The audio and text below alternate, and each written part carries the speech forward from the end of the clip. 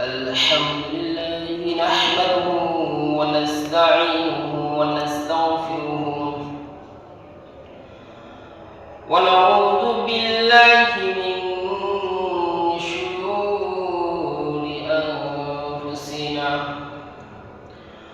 ومن سيئات أعمالنا من يهد الله فلا مضل له ومن يضلله فلا هادي له ونشهد أن لا إله إلا الله وحده لا شريك له ونشهد أن سيدنا وسندنا وشفيعنا وحبيبنا ومولانا محمدا عبده ورسوله أرسله بالحق بشيرا ونذيرا فصلى الله تعالى عليه وعلى آله وأصحابه وبارك وسلم تسليما كثيرا كثيرا. أما بعد فأعوذ بالله من الشيطان الرجيم. بسم الله الرحمن الرحيم. الذين إن مكناهم في الأرض أقاموا الصلاة وآتوا الزكاة وأمروا بالمعروف ونهوا عن المنكر. وقال النبي صلى الله عليه وسلم: وما لم تحكم أئمتهم بكتاب الله ويتخيروا مما أنزل الله إلا جعل الله بأسهم بينهم أو كما قال رسول الله صلى الله تعالى عليه وسلم.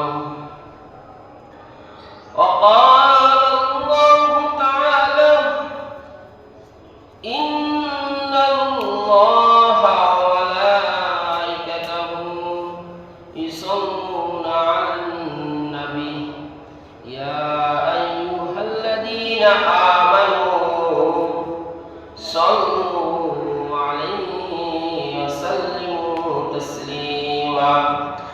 بلغ العلا بكماله كشف الدجى بجماله حسنت جميع خصاله. صلوا عليه وآله. जहाँ है हुकूमत खुदा की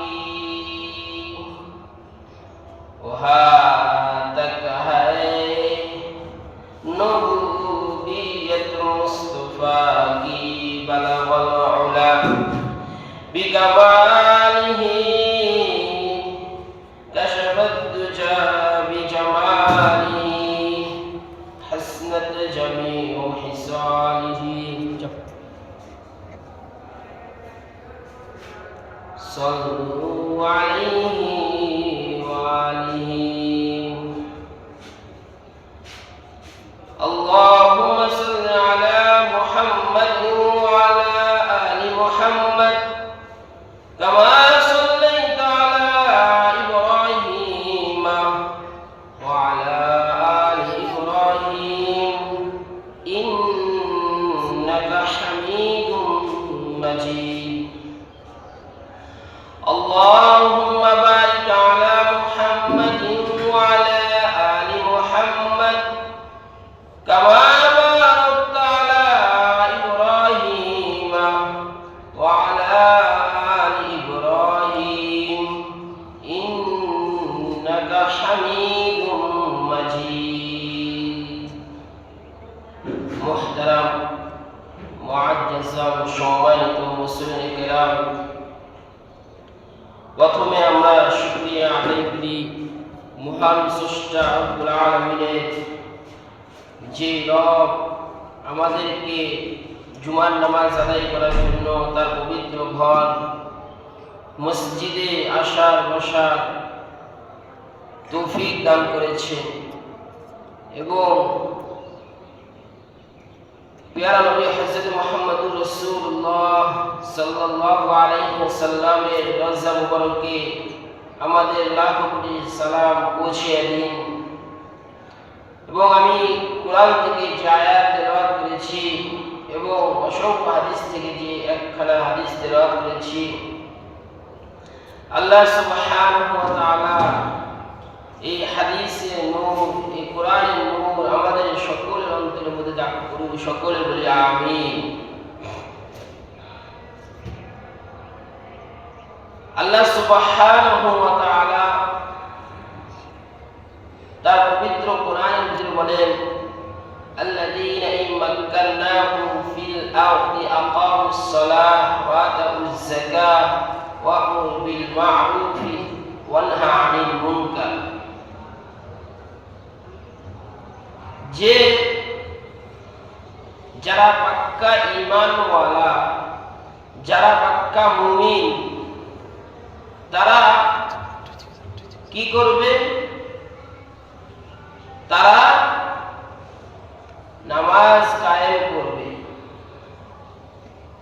তারা যাকাত উসুল করবে, যাকাত প্রদান করবে এবং সৎ কাজের আদেশ করবে, অসৎ কাজ থেকে মানুষদেরকে বিরত রাখবে। তাহলে এই চারটা বিষয়, নামাজ কায়েম করা, যাকাত প্রদান করা, সৎ কাজের আদেশ দেওয়া, অসৎ কাজ থেকে বিরত রাখা, এই চারটা কাজ আল্লাহ বলতেছেন যারা পাক্কা ঈমানদার, যারা পাক্কা মুমিন, তাদের দায়িত্ব হলো এই কাজগুলা সমাজের মধ্যে চালু করা, প্রচলন করা। আর এই পাক্কা ঈমানওয়ালা, পাক্কা মুমিন ব্যক্তিগণ যে তারা আল্লাহর দ্বীনকে, আল্লাহর মনোনীত ধর্মকে যা মানুষের নিকট, যা সমাজের নিকট প্রচলন করবে, যা মানুষের নিকট পৌঁছে দিবে, এই দায়িত্বগুলো হলো আল্লাহ পাক রব্বুল আলামিন বলেন, ওয়া ইয ক্বালা রাব্বুকা লিল মালাইকাতি ইন্নী জাইলুন ফিল আরদি খলিফা। আল্লাহ ফেরেশতাদেরকে ডাক দিয়ে বলতেছেন যে, হে ফেরেশতারা শুনে রাখো, আমি দুনিয়ার মধ্যে আমার খলিফা নিযুক্ত করেছি। وَإِذْ قَالَ رَبُّكَ لِلْمَلَائِكَةِ إِنِّي جَاعِلٌ فِي الْأَرْضِ خَلِيفَةً। আল্লাহ সুবহানাহু ওয়া তাআলা বলেন, আমি রব্বে কারীম। হে ফেরেশতারা শুনে রাখো, রাখো, এই জমিনের ভিতরে আমার খলিফাদেরকে নিযুক্ত করেছি, যারা নাকি আমার মনোনীত দিন, ইন্নাদ দীনা ইনদাল্লাহিল ইসলাম। আল্লাহ সুবহানাহু ওয়া তাআলা বলেন, আমার দিন, আমার কাছে পছন্দনীয় দিন হলো দ্বীনে ইসলাম। এই দিনকে প্রসারিত করার জন্য, এই দিনকে প্রচার প্রসার করার জন্য, এই দিনকে পশ্চিম থেকে পূর্ব থেকে পশ্চিম, উত্তর থেকে দক্ষিণ, পুরো পৃথিবীর মধ্যে প্রচার করার জন্য আমি আল্লাহ দুনিয়ার মধ্যে খলিফা নিযুক্ত করেছি। কারণ আমি রব তাদের সকল মানুষকে সৃষ্টি করেছি। আল্লাহ সুবহানাহু ওয়া তাআলা বলেন, আলা লাহুল খালকু, আমি আল্লাহ এই যা কিছু দেখো সব কিছুকে আমি আল্লাহ সৃষ্টি করেছি। আলা লাহুল খালকু ওয়াল আমর, আর আল্লাহ তাআলা বলেন, আমি যাদেরকে সৃষ্টি করেছি, ওয়াল আমর, এবং আমার নির্দেশে সবকিছু চলবে। আলা লাহুল খালকু ওয়াল আমর, আল্লাহ পাক রব্বুল আলামিন এই সব মানুষদেরকে সৃষ্টি করেছেন। যত ধর্মের মানুষ রয়েছে, হিন্দু ধর্মের মানুষ, খ্রিস্টান ধর্মের মানুষ, বৌদ্ধ ধর্মের মানুষ, যেই ধর্মের মানুষই হোক না কেন, নাস্তিক হোক না কেন, সব মানুষ আল্লাহ রাব্বুল আলামিনের সৃষ্টি। আল্লাহ হলেন সকলের স্রষ্টা, আর সব মানুষ হলো আল্লাহর সৃষ্টি।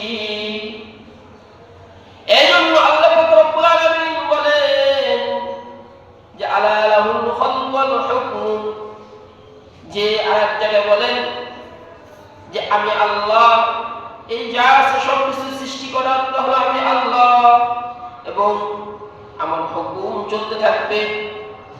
এই জন্য এক শায়ের বলেন যে পুরা পৃথিবীর মধ্যে যা কিছু দেখো, जहां तक है हुकूमत खुदा की, वहां तक है नबूवियत मुस्तफा की। এই পৃথিবীর যা কিছু দেখো সব কিছু এক আল্লাহর হুকুমতের তলে, আর যত দূর পর্যন্ত নজর যায় সব কিছু মহান স্রষ্টা রব্বুল আলামিনের সৃষ্টি। তাহলে সৃষ্টি যদি আল্লাহ রব্বুল আলামিনের হয়ে থাকে, সৃষ্টি যদি আল্লাহ সুবহানাহু ওয়া তাআলার হয়ে থাকে, যে আল্লাহ আমাদেরকে সৃষ্টি করেছেন, এটা নিঃসন্দেহে কোনো দ্বিধাদ্বন্দ্ব ছাড়াই বোঝা যায় যে হুকুমত চলবে একমাত্র তার, একমাত্র তার হুকুমত চলবে। আল্লাহ রাসূল সাল্লাল্লাহু আলাইহি ওয়াসাল্লাম যে তার প্রেরিত রাসূল, আল্লাহ পাক রব্বুল আলামিন যে প্যারা নবী মুহাম্মদ রাসূলুল্লাহ সাল্লাল্লাহু আলাইহি ওয়াসাল্লামকে তার প্রিয় রাসূল হিসেবে পাঠাইছেন।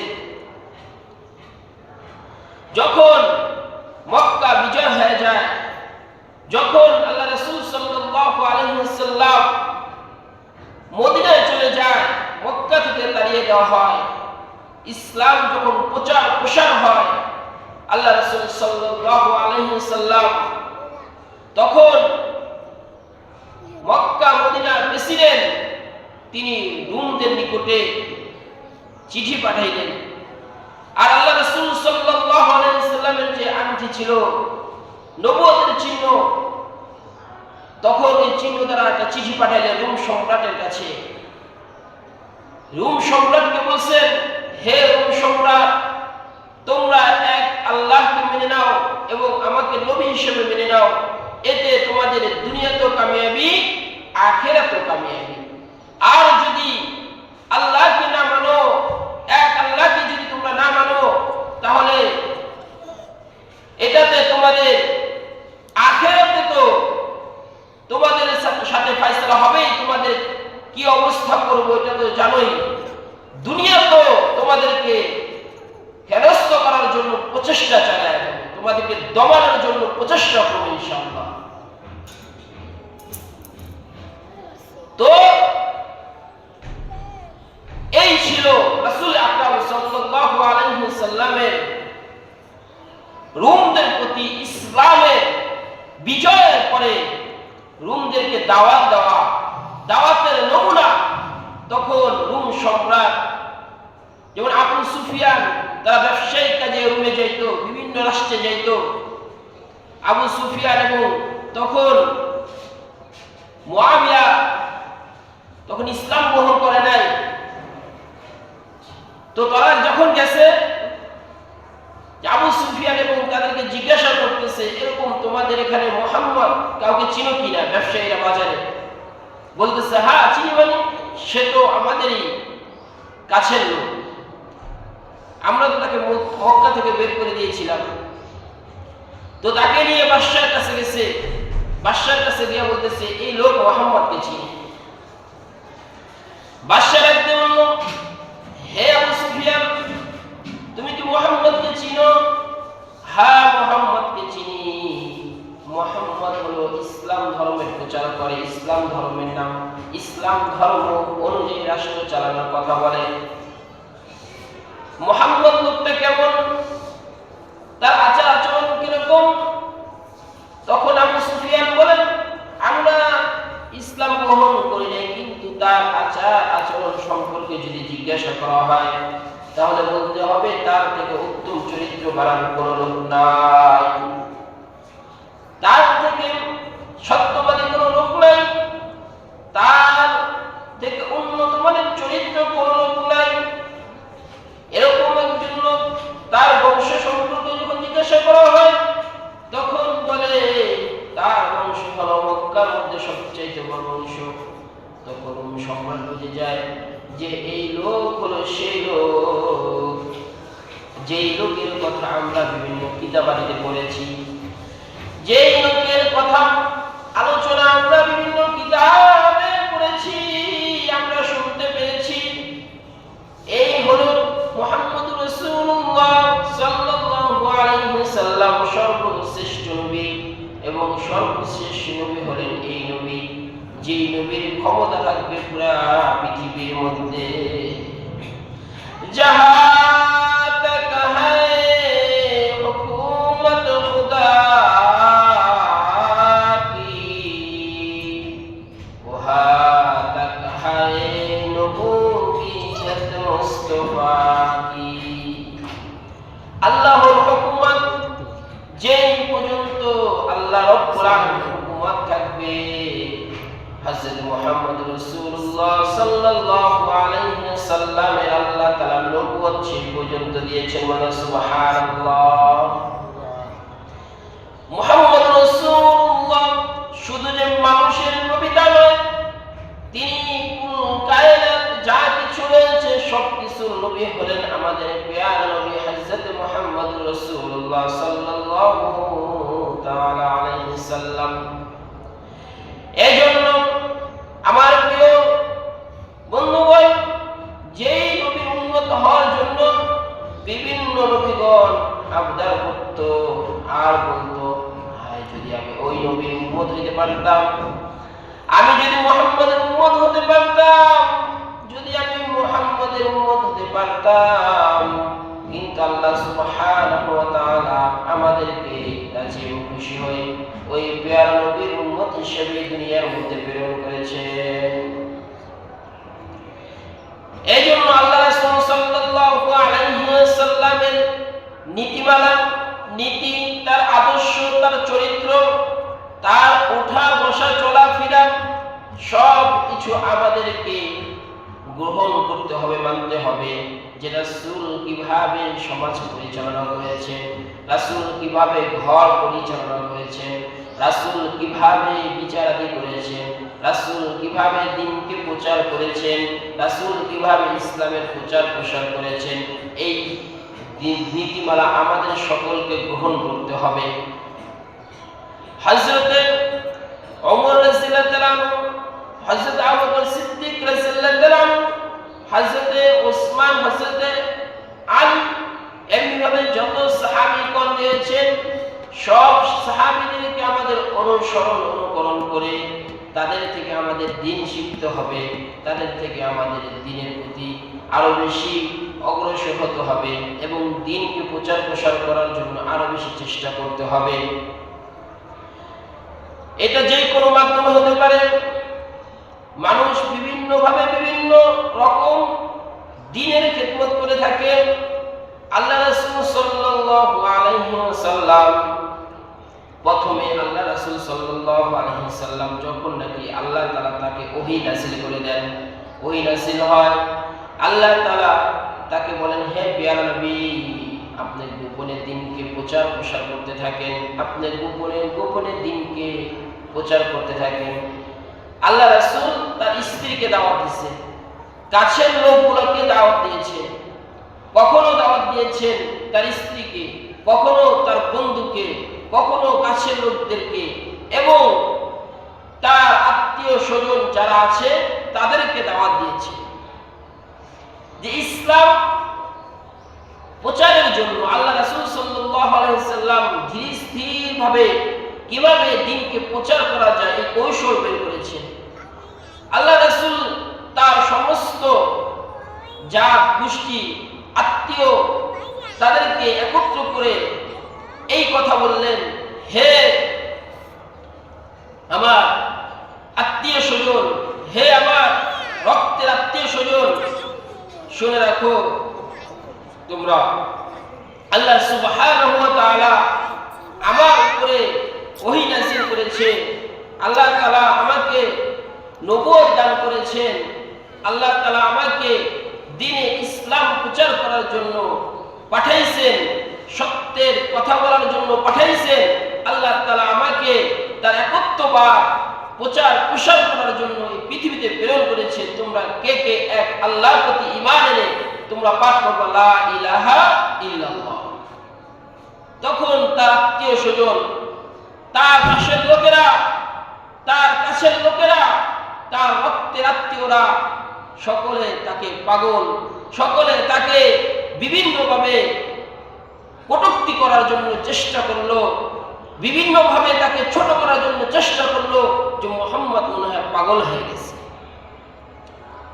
কিন্তু ওই স্থান থেকে একজন যুবক, একজন বালক দাঁড় হয়ে গেল, তার নাম হলো হযরত আলী রাদিয়াল্লাহু তাআলা। হে মুহাম্মদ, হে আমার চাচাতো ভাই, আপনি টেনশন করবেন না, আপনি পেরেশানি হবেন না।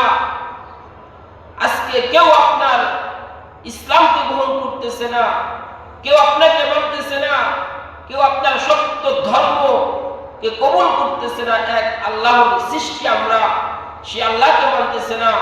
ঠিক আছে, আমি আলী রাদিয়াল্লাহু তাআলা আপনাকে নবী মেনে মানতেছি এবং মুহাম্মদ রাসূলুল্লাহ, এবং যেই আল্লাহকে আপনি মানেন সেই আল্লাহকে আমি আল্লাহ বলে স্বীকার করতেছি, বলতেছি লা ইলাহা ইল্লাল্লাহ মুহাম্মাদুর রাসূলুল্লাহ। আমি এক কালেমা পড়ে আপনার জন্য নিজের জীবনকে, নিজের জানকে, নিজের মালকে, সব কিছুকে আমি দেওয়ার জন্য প্রস্তুত রয়েছি। দেখেন, এত সমাজের লোকেরা, তখন প্রেসিডেন্ট আবু জাহেল, আবু লাহাব, তাদের সাথে উতবা, শাইবা, বড় বড় নেতারা তার সম্মুখে উপস্থিত। এত বড় সমাবেশের ভিতরে, এত বড় বড় লিডারদের সামনে হযরত আলী রাদিয়াল্লাহু তাআলা ছোট্ট বালক ইসলামকে গ্রহণ করে নিছে। তাদেরকে কোনো রকম তোয়াক্কা করে নাই, কোনো রকম ভয় পায় নাই, কারণ আলী রাদিয়াল্লাহু তাআলার অন্তরে আল্লাহ হিদায়াতের নূর দান করেছিলেন। তো ইসলাম তো এমনই, ইসলাম তো ধীরে স্থিরভাবে পুরা পৃথিবীর মধ্যে ছড়ায় গেছে। আমরা জানি যে প্রত্যেকটা সাহাবী ইসলামকে প্রচার করার জন্য দিক দিগন্তে, এক প্রান্ত থেকে আরেক প্রান্তে, এক স্থান থেকে আরেক স্থানে, এক দেশ থেকে আরেক দেশে চলে গেছে। রাসূল আকরাম সাল্লাল্লাহু আলাইহি ওয়াসাল্লাম যখন সর্বশেষ বিদায় হজে ভাষণ দেন যে আল্লাহ পাক রব্বুল আলামিন দ্বীনকে পরিপূর্ণ করে দিয়েছেন। আল ইয়াউমা আকমালতু লাকুম দীনাকুম ওয়া আতমামতু আলাইকুম নি'মাতি ওয়া রাদিতু লাকুমুল ইসলাম দীনা, যে আমাদের দ্বীনকে আমাদের জন্য পরিপূর্ণ করে দিয়েছে। এই ভাষণ শেষ হওয়ার পরে প্রত্যেকটা সাহাবী যারা যেই অবস্থাতে এসেছিল, যারা যে জামা পরে এসেছিল, যারা যে খাদ্য নিয়ে এসেছিল, যারা যেই অবস্থাতে ওই স্থানে ছিল, ওই অবস্থাতে তাদের সম্পদ, তাদের বাড়ি, তাদের ঘর, যা কিছু আছে ছেলে সন্তানদেরকে রেখে ইসলাম প্রচার করার জন্য সাথে সাথে বের হয়ে যায়, বিভিন্ন রাষ্ট্রে চলে যায়। জানে না তারা কোথায় যাচ্ছে, তাদের সাথে নাই খাবার, নাই টাকা, নাই কোনো অর্থ, তারপরে তারা ইসলামকে প্রচার করার জন্য বের হয়ে যায়, কারণ তারা ঈমানের প্রকৃত স্বাদ গ্রহণ করেছিল। তারা ঈমানকে বুঝতে পেরেছিল যে ঈমান কি জিনিস, ঈমান কি জিনিস। এজন্য আল্লাহ রাসূল যখন রোম সম্রাটের নিকটে ইসলামের দাওয়াত দেয়, যখন দাওয়াত পৌঁছায়, তখন ওই বাদশা তাকে আবু সুফিয়ানকে জিজ্ঞাসা করেছিল, এই মুহাম্মাদের কাছে যদি আমি সব সম্পদ রাখতে চাই, তারপরও কি সে কি গ্রহণ করে নিবে? এরকম দাওয়াত দেওয়া বন্ধ থাকবে? বলতেছে না, আমরা মক্কার লোকেরা মুহাম্মাদের কাছে তাকে বলেছি, তুমি যদি মক্কার বাদশা হতে চাও আমরা তাও বানায় দিব, তারপরে তুমি ইসলামের দাওয়াত দিও না। তুমি যদি সুন্দর সুন্দর অমরদেরকে চাও আমরা তাও দিব, আর যদি তুমি চাও মক্কার আমাদের যত দৌলত আছে, সম্পদ আছে, তোমার পায়ের কাছে রাখবো, তোমার পায়ের কাছে রাখবো, তারপরে তুমি ইসলামের দাওয়াত দিবা না। তারপরে যদি তোমার এটা মনে চায় যে সম্পদ নিয়ে ইসলামের দাওয়াত থেকে তুমি বিরত থাকবা, নাও তোমার পায়ের কাছে সব সম্পদ রাখলাম। কিন্তু মুহাম্মদ ওইদিকে একবারের জন্য ফিরে তাকায় না। রোম সম্রাট বলে, তাহলে এটাই সে মুহাম্মদ, যে মুহাম্মদের কথা, যে মুহাম্মদের আলোচনা আমরা শুনতে পেরেছি। তার এক ক্ষুদ্র তাবিঈন কিংবা তাবিঈন ওমর ইবনে আব্দুল আজিজ রাহমাতুল্লাহ আলাইহি, তিনি ওমর ইবনে আব্দুল আজিজ, তিনি ছিলেন খলিফা 99 থেকে 101, 2 বছরের মতো, 2 বছর 5 মাস এরকম তিনি ছিলেন খলিফা। তাকে অনেক কিতাবাদিতে এমনও বলা হয় পঞ্চম খলিফা হিসেবে বলা হয়। তার সময়কালটা এমন ছিল যে সে বাদশা হওয়ার পূর্বে, ওমর ইবনে আব্দুল আজিজ খলিফা হওয়ার পূর্বে তার জীবনীটা এমন ছিল যে তিনি অনেক বেশি আয়েশ আরাম, অনেক বেশি তার পোশাক আদি, খাবার দাবার, সব রকম চাহিদা, দুনিয়াবি বিলাসিতা যে বলে, অনেক বেশি বিলাসিতা করতেন তিনি, এবং অনেক টাকা ইনকাম করতেন। তার ইনকাম সোর্স ছিল অনেক বেশি, যে তখনকার 40,000 দিরহাম ছিল তার মাসিক আয়। তো বাদশা হওয়ার পূর্বে তার আচার আচরণ, চলাফেরা, তার উঠা বসা ছিল ভিন্ন রকমের। যখন তাকে খলিফার দায়িত্ব দেওয়া হলো, উমাইয়া বংশে খলিফার দায়িত্ব যখন দেওয়া হলো, তখন তিনি তার স্ত্রীর কাছে গিয়ে বলতেছে, হে স্ত্রী, শুনে রাখো, এতদিন পর্যন্ত আমি খলিফা ছিলাম না, আমি সাধারণ একজন লোক ছিলাম, আমার ইনকাম অনেক ছিল, আমি তোমাকে আমার ইনকাম অনুযায়ী অনেক বেশি বিলাসিতার মধ্যে রেখেছি। তুমি যা চেয়েছো, যখন যা তোমার প্রয়োজন ছিল আমি তাই দিতে পেরেছি। কিন্তু এখন থেকে আমাকে আমার খলিফার দায়িত্ব পালন করতে হবে, যার কারণে হয়তো আমি আগের মতো আর বিলাসিতার জীবন যাপন করতে পারবো না। আমি তোমাকে তোমার চাহিদা পূরণ করতে পারবো না, আমি তোমাকে তোমার ইচ্ছা অনুযায়ী জিনিসপত্র কিনে দিতে পারবো না, কারণ আমার উপরে খলিফার দায়িত্ব অর্পিত হয়েছে।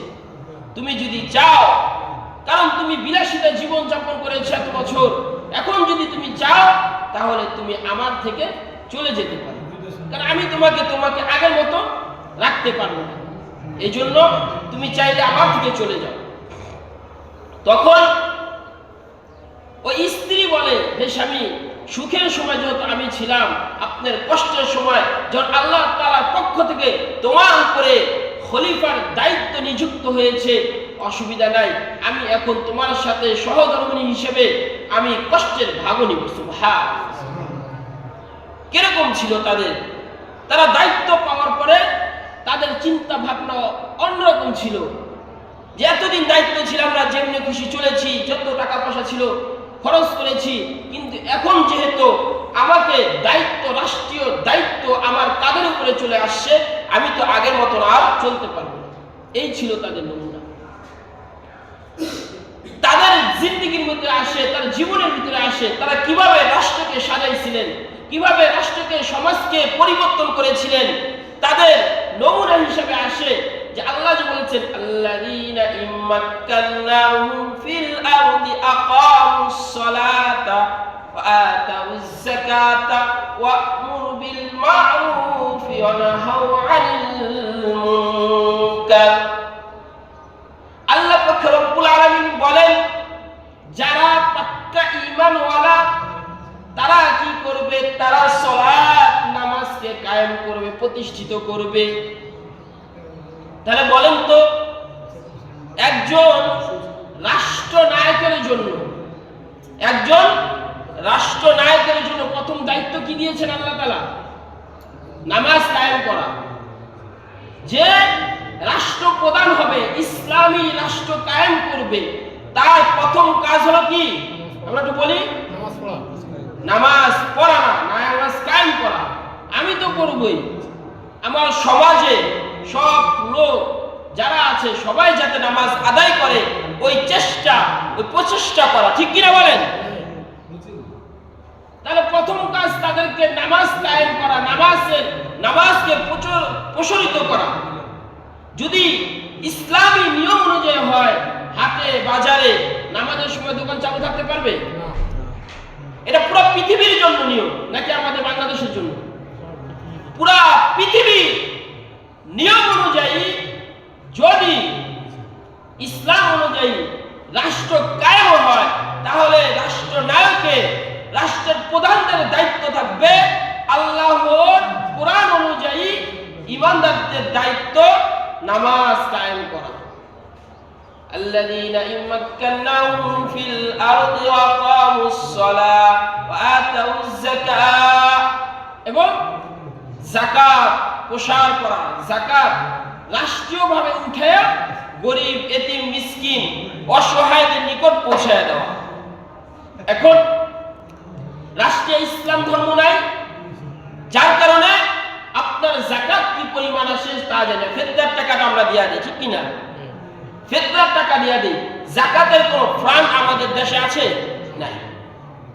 যদি থাকতো তাহলে আমি আমার যাকাতটাকে আমি জায়গা মতন দিয়া দিতাম। কিন্তু দেখেন একটা ঘটনা, ওমর ইবনে আব্দুল আজিজ তার যুগে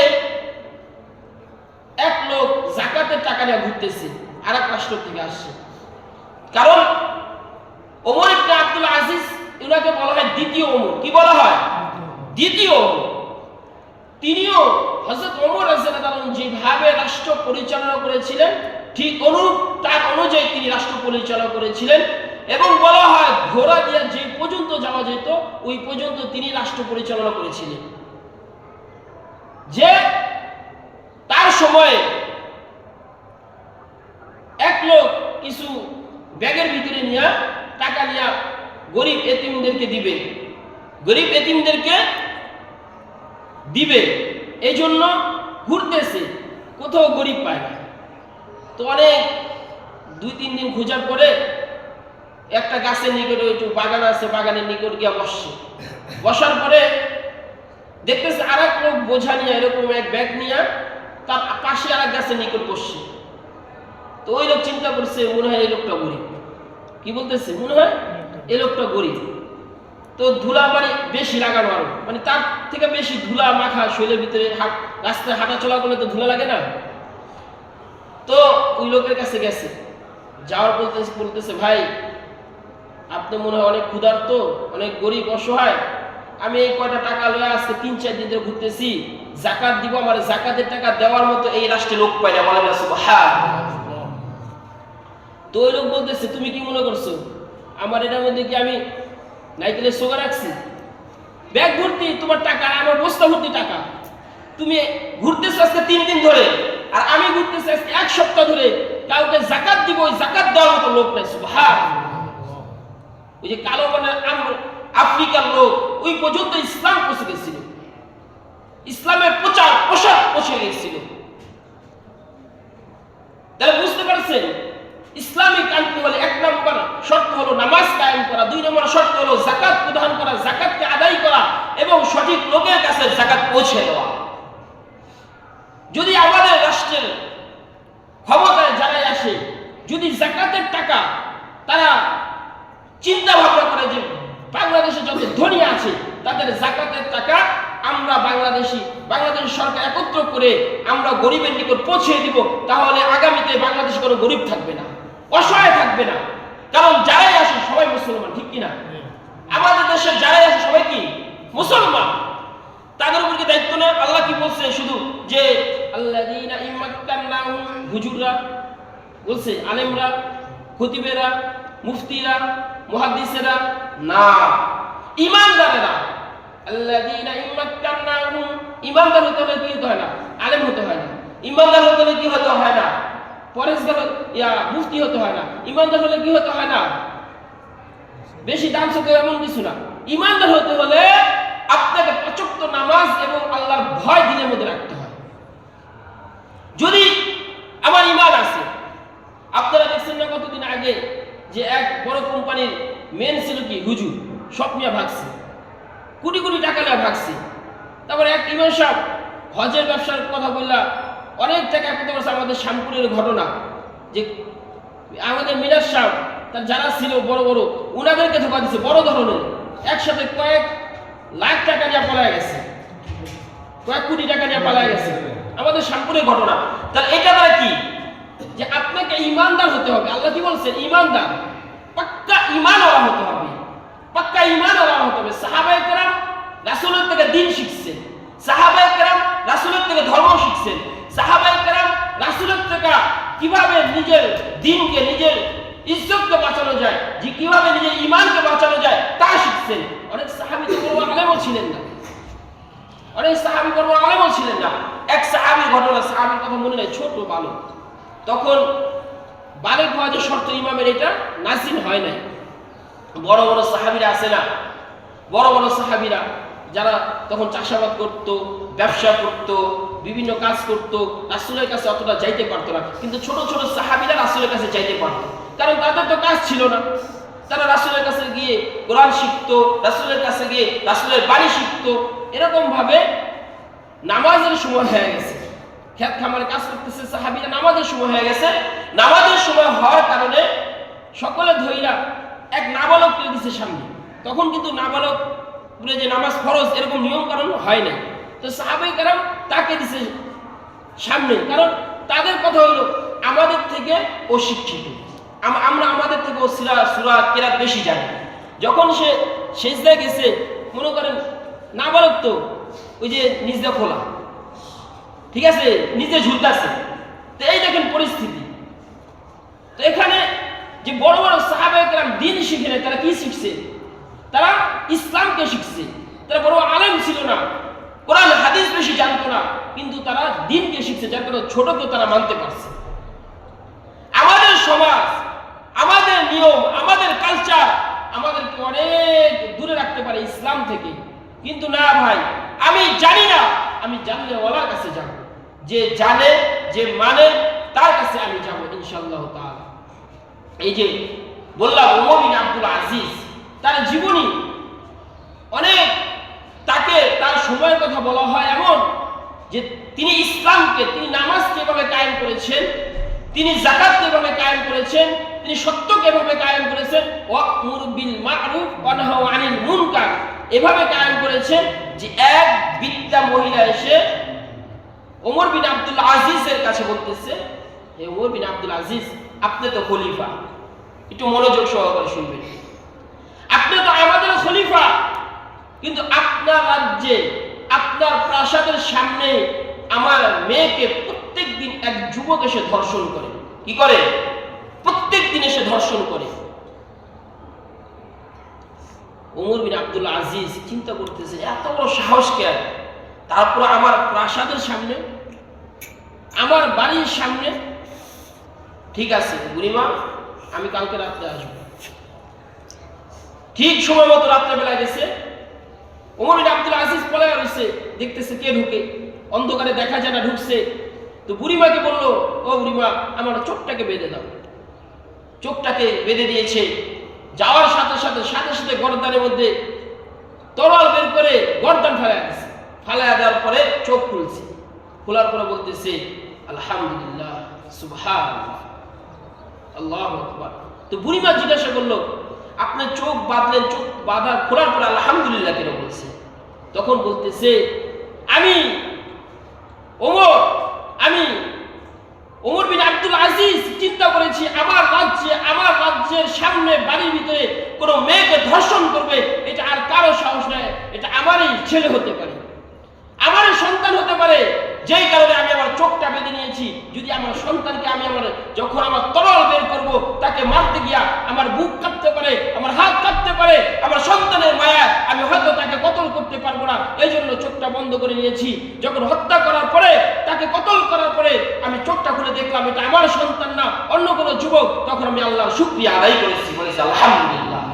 এই ছিল তাদের নীতি, একজন বাদশার নীতি, একজন প্রেসিডেন্টের নীতি, একজন রাষ্ট্র নায়কের নীতি ছিল এটা, আমার সন্তান হোক আর একজনের সন্তান হোক, আর যেই অপরাধ করবে তার শাস্তি তাকে কোরআন অনুযায়ী, হাদিস অনুযায়ী, ইসলামী নিয়ম অনুযায়ী, সমাজের ব্যবস্থা অনুযায়ী যা দরকার তাই দিতে হবে। আজকে এত ধর্ষণ ঠেকাইতে পারতেছে না। কিভাবে পারবে? ইসলামের ছায়াতল ছাড়া ঠেকানো সম্ভব নয়, ইসলামী নিয়ম ছাড়া ঠেকানো সম্ভব নয়। দেখা যাইতেছে প্রত্যেক দিন এখানে ধর্ষণ হইতেছে, ওখানে ধর্ষণ হইতেছে। কারণ ধর্ষণ করার পরে, ধর্ষকরা ধর্ষণ করার পরে তারা তো শাস্তি পাইতেছে না, 4-5 বছর জেল খেটে বের হয়ে যাইতেছে, ওরকম প্রকাশ্য শাস্তি হইতেছে না। যার কারণে ধর্ষণ করার পরও তারা আরো ধর্ষণ করতেছে, তাদের ভয় হচ্ছে না। চুরি করার পরও আরো চুরি করতেছে, তাদের ভয় হচ্ছে না। কারণ নিয়ম কারণ যা কিছু আছে সব আমাদের হাতে। রাষ্ট্রীয় সম্পদ নিয়ে আজকে মনে করেন 17 বছরের সম্পদ লুটপাট করে চলে গেছে। যদি কোনোদিন ক্ষমতা আসে, এই যে হামলা মামলা আপনার যত কিছু আছে থাকবে, সব আমার শেষ হয়ে যাবে। কারণ এর শাস্তি নাই, কোরআন নাই, হাদিস নাই, নিয়ম নাই। ক্ষমতা আসে, সব শাস্তি শেষ। আপনি চুরি করলেন, আপনার চুরির শাস্তি শেষ। আপনি ডাকাতি করলেন, আপনার ডাকাতি শাস্তি শেষ।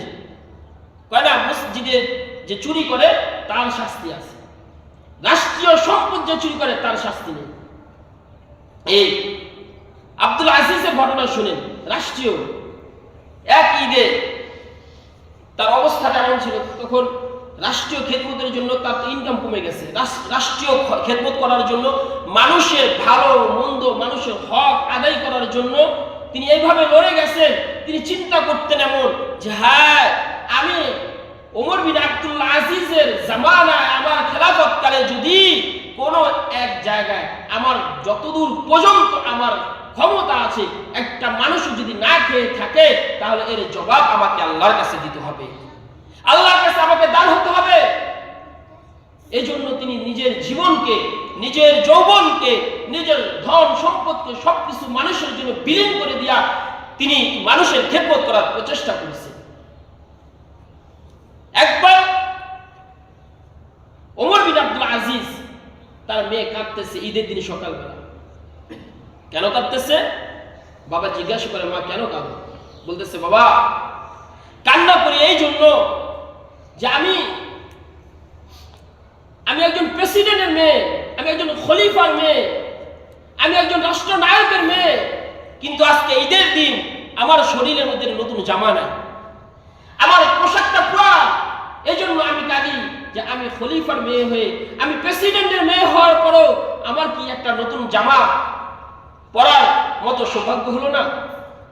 তখন একজন বাবা সব কিছু সহ্য করতে পারে দুনিয়া, কিন্তু সন্তানের চোখের পানি সহ্য করতে পারে না।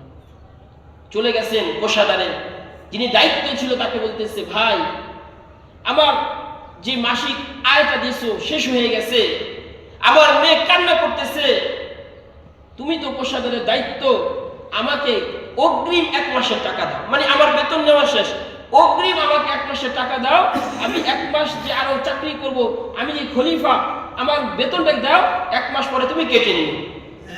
তখন ওই কোষাগার বলতেছে, আপনি তো এখানের প্রেসিডেন্ট, আপনি খলিফা, আপনি নিলেই তো পারেন, তা আমাকে কেন বলতেছে? বলতেছে না, আমি নিলে পারি, কিন্তু আমি নিব না, কারণ আমার ভিতরে আল্লাহর ভয় আছে। আমি যদি এখান থেকে নেই, আমি চাইলেই পারি কোষাগার থেকে আমার টাকা নিতে, কিন্তু আমি নিব না। এখান থেকে আর একটা কথা বলি, যে আমি শুনেছি এক বিএনপি নেতা থেকে, যে প্রেসিডেন্ট জিয়াউর রহমান একবার তিনি লন্ডনে গেছেন তার সময়, যে যাওয়ার পরে তিনি অনেক আসলে এক এক দেশে গেলে বিভিন্ন মার্কেট আদি করে, তো মার্কেট করবেন, তো মার্কেট করার জন্য তার কাছে যে টাকা পয়সা ছিল, অনেক বড় এক নেতার কাছে শুনেছি এটা, যে টাকা ছিল তার ক্রয় করার পরে তার কাছে আর টাকা পয়সা নেই। তিনি চাইলে রাষ্ট্রীয় ধনবল থেকে বলতে পারতেন যে আমাকে পাঠিয়ে দাও, তো তিনি ওই সময়ে ওই রাষ্ট্রের এক ধনী ব্যক্তির কাছে বলছে, ভাই আমার কাছে তো টাকা নাই, আমাকে কিছু টাকা দেন হলাক, আমি বাংলাদেশে গিয়ে আমার পাঠিয়ে দেব। এটা হলো যার যার চরিত্র, যার যার ভিতরে যা থাকে তাই ফলে, ভিতরে যা থাকে তাই ফলে, এটা তার নীতি ছিল। তো দেখেন আব্দুল আজিজ তিনি বলতেছেন বাদশার কাছে, কোষাগারের কাছে, যে ভাই আমাকে কিছু টাকা দাও। বলতেছে আপনি চাইলে তো নিতে পারেন। বলতেছে না, আমি চাইলে হাতটা নিতে পারি, কিন্তু আমি নিব না, কারণ আমি আল্লাহকে ভয় করি। তখন ওই কোষাগার বললেন, আপনি আল্লাহকে ভয় করেন, এই জন্য আপনি আপনার হাত দিয়ে নেবেন না, তাহলে আপনি যদি আল্লাহকে ভয় করেন, তাহলে আপনি আমাকে লিখিত আকারে দেন যে আপনি আর 1 মাস বাঁচবেন। আপনি যে আর 1 মাস বাঁচবেন, আপনাকে যে আমি কোষাগার থেকে আপনার 1 মাসের বেতন দিব, আপনি আমাকে লিখিত দিয়ে যান যে আমি 1 মাস পরে আর 1 মাস বাঁচবো, 1 মাস কাজ করার পরে এই টাকা সুদ করে দিব। আপনি যদি লেখা দিতে পারেন, আমিও কোষাগার থেকে আপনাকে টাকা দিয়ে দিব, কারণ আমিও তো আল্লাহকে ভয় করি। সুবহানাল্লাহ। একজন প্রেসিডেন্টকে কিভাবে না করে, একজন প্রেসিডেন্ট টাকা চাইতেছে তাকে কিভাবে না করে, যেমন তেমন প্রেসিডেন্ট অর্ধ জাহান তিনিও বাদশাহী করেছে, যেখানে তাকাইতো সেখানেই তার বাদশাহী। বলা হয়ে থাকে তার সময়ে বাঘ আর শিয়াল, বাঘ আর হরিণ একসাথে পানি খেত। শুনছেন না?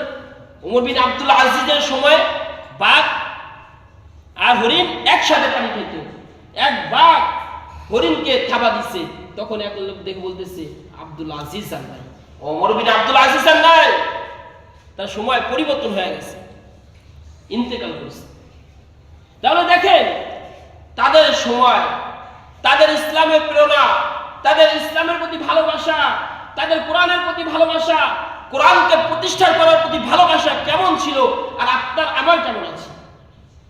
আল্লাযীনা ইম্মাক্কানাহুম ফিল আরদি আকামুস সালাতা ওয়া আতাউয যাকাতা ওয়া আমরু বিল মা'রুফি ওয়া নাহা আনিল মুনকার। 1 নম্বরে যারা নাকি ইমানদার, যারা নাকি রাষ্ট্র পরিচালনা করবে, যদি ইমানদার হয়ে থাকে, তাদের দায়িত্ব হলো আকামুস সালাহ, নামাজকে কায়েম করবে। আগে কি নামাজ?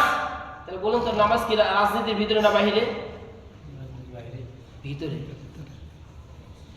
একজন সেনাপ্রধান, একজন রাষ্ট্রনায়ক রাষ্ট্রে বসার পরে প্রথম দায়িত্ব নামাজকে প্রতিষ্ঠিত করা। আগে নামাজকে প্রতিষ্ঠিত করতে হবে। 2 নম্বর আকামুস সালাত ওয়াজ যাকাত, যাকাতকে প্রতিষ্ঠিত করতে হবে। বলবেন যাকাত কি প্রতিষ্ঠিত আছে না নাই? কারণ যাকাতের টাকা মানুষ লুঙ্গি দ্বারা দেয়, যাকাতের টাকা মানুষ শাড়ি দ্বারা দেয়, যা দ্বারা যাকাত প্রতিষ্ঠিত হতে পারে না। কারণ যাকাত তো নির্দিষ্ট জায়গায় নির্দিষ্টভাবে মানুষের ফায়দা হয়, ওইভাবে দিতে হবে। একটা লুঙ্গি দিলে কি যাকাত পরিপূর্ণ হয় কিনা? 2 মাস পড়বে, কটা মাস? তাহলে দেখেন, ওয়া'মুরু বিল মারুফ, তারপরে কি করতে হবে? মানুষের কাছে সৎ কাজের আদেশ করতে হবে। ওয়ানহা আনিল মুনকার, এবং খারাপ কাজ থেকে মানুষকে বিরত রাখতে হবে।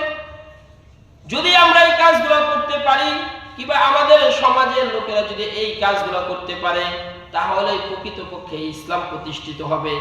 আর যদি এই কাজগুলো না করা যায়, তাহলে কখনো কোরআন পরিপূর্ণভাবে প্রতিষ্ঠিত হবে না। আল্লাহ তাআলা আমাদের সকলকে কোরআন অনুযায়ী জীবন গড়ার তৌফিক দান করুক, আমিন। কোরআন অনুযায়ী চলার তৌফিক দান করুক, আমিন। এবং আমাদের সকলকে পাক্কা ঈমানদার হওয়ার তৌফিক দান করুক, আমিন। ওয়া আখিরু দাওয়ানা আলহামদুলিল্লাহি রাব্বিল আলামিন।